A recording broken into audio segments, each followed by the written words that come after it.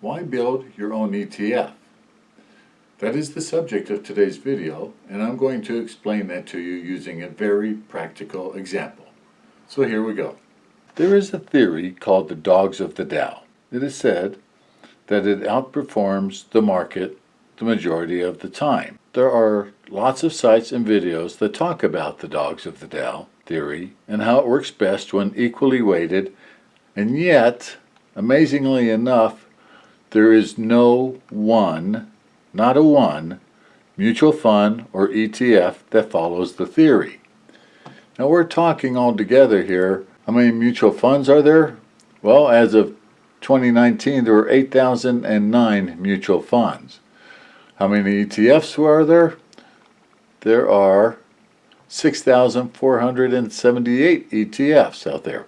So basically 15,000 different types of funds, and not a single one of them actually follows the dogs of the Dow theory, even though it's promoted to be one of the best theories out there for making money in the market. Hence, this is another great reason to use fractional shares to build your own ETF just the way you want it. Now, it was mentioned to me that in the last video that I did not tell you guys all the different brokerage firms that allow ETF or fractional investing. So I'm going to bring it up here, and then we'll get back to today's subject real quickly here. So these are your brokerage firms, Interactive Brokers.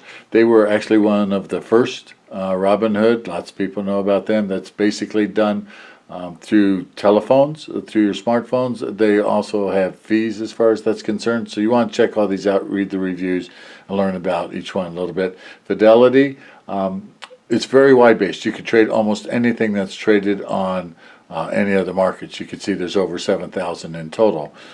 Different trades that you can do for fractional shares with Fidelity, and it is a no-commission brokerage firm.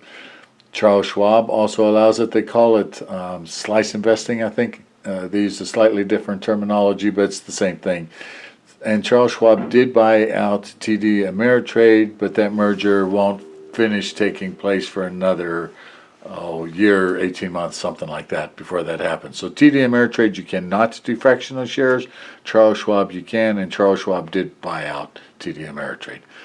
There's two other smaller ones called SoFi Active. They only do it with 43 different ETFs, and then Stash has a select amount of individual stocks and ETFs. So those are the firms where you can do it. So now let's get back to today's subject, why build your own ETF. So let's start at the beginning and talk just a little bit about ETFs again and why we would want to build one. There are two ways that ETFs are built, and actually there are index funds and exchange-traded funds. They're slightly different, and we'll get to that here in a second. But there are basically two ways that they're built. They are either built as market-weighted company values or equal-weighted company values. And the difference is this. A market-weighted means that you take the price of the stock times the number of shares outstanding, compare that to the full value of the index or the fund, and that gives you the weight or the percentage of the contribution to the total outcome. Just a sec, I'll make that clear, even clearer for you. But that's how you figure out a market-weighted index or fund. On equal-weighted, it means that each company is treated equally. So if there are 20 stocks, each stock will contribute 5% to the outcome of the profit or the loss. You've seen this concept before, just not in the stock market. Weighting is the same concept as used in politics. The House of Representatives is market weighted, as in each state has a different amount of representatives according to population. Therefore, bigger states have more power over the total outcome. And the Senate, however, is equally weighted. In other words, each state has only 2 senators, and therefore all states are equal inside of the Senate. So when we look at the ETFs, I must mention that all index funds are exchange-traded funds, but not all exchange-traded funds are index funds. So your index funds are like the S&P 500 or the IWM, which is the Russell 2000, or the Dow Jones Industrial Average. Those are index funds, so they take all the funds in that index. All of the index funds are market weighted, whereas exchange traded funds can be either market weighted or equally weighted, although the vast majority of them are market weighted. There are some equally weighted. However, when we're building our own ETF on the average, and go back and watch the other video, we normally want to do an equally weighted. So when we want to do this Dogs of the Dow Theory ETF, we will use equally weighted to build our fund. So like I said, with the index funds, they're market weighted. So as an example, the S&P 500, the top 10 stocks in the S&P 500 make up 25% of the total outcome. So 10 stocks, that's only 2% of the total of all the stocks in the S&P 500, 10 out of 500. And yet they make up 25% of the outcome. If, on the other hand, over here at the Dogs of the Dow, we're going to do equally weighted. If the S&P 500 stocks were equally weighted, then it means each stock would only contribute 0.2% to the total plus or minus outcome. So in our ETF, each stock will produce the same percentage to total gain or loss. So now that we explained that part, the next part to explain, of course, is what is the Dogs of the Dow, and how do we build it and make it actually work for us. Dogs of the Dow theory works like this. It says that you look at the Dow Jones Industrial Average 30 stocks, and this is the list of the stocks right here. I'm not going to read them all off to you. You can go and Google Dow Jones Industrial 30 stocks, and you'll get the list from many, many websites. So anyway, you go and you get this, and then it says that you buy the 10 stocks that have the highest dividend percentage payout. The reason this theory works is that the dollar payout of dividends stays fairly consistent and pretty much the same. So just to prove that to you, I pulled up Johnson & Johnson here, J&J, and this is their dividend history over the last 5 years. So as you can see, it started at 75 cents a quarter to 80 cents a quarter. A year later it went to 84 cents, then 89 or 90 cents, 95. So it goes up, 4, 5, 6 cents a year. With inflation, that makes sense. The price of the stock should also be going up. But that's not enough to actually change the percentage. So since the dividend payout stays about the same dollars-wise, if the percentage changes, that means that the stock price changed. So let me show you that. So if we had a stock that sells for $20 and the company is paying a $1 dividend, that means you're earning 5% dividend on that stock. Now, if the price of the stock dropped to $10,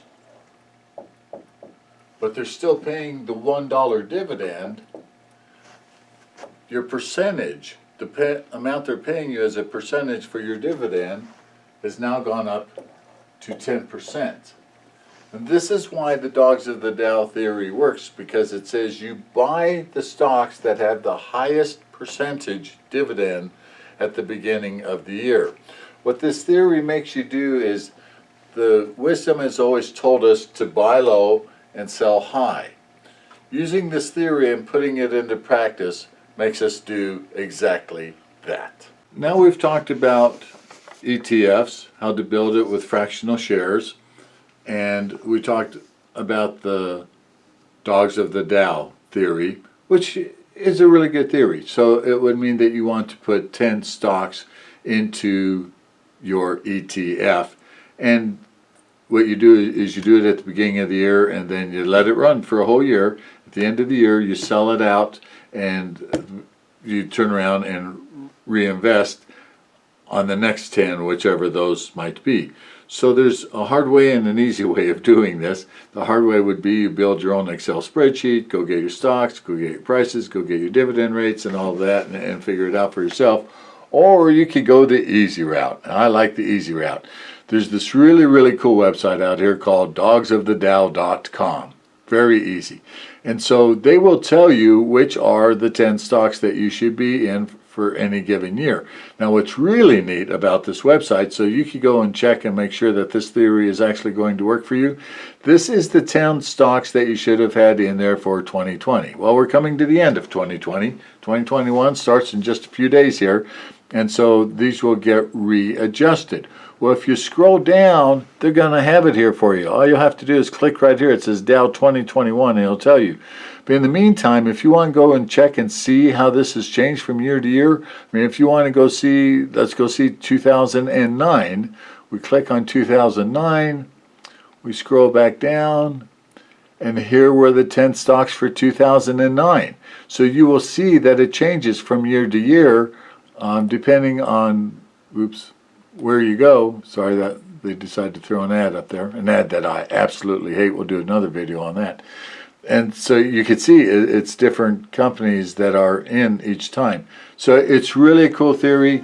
So there you have it. It's easy to find which 10 to do. You can build your own Dogs of the Dow ETF using fractional shares. We told you where to do that.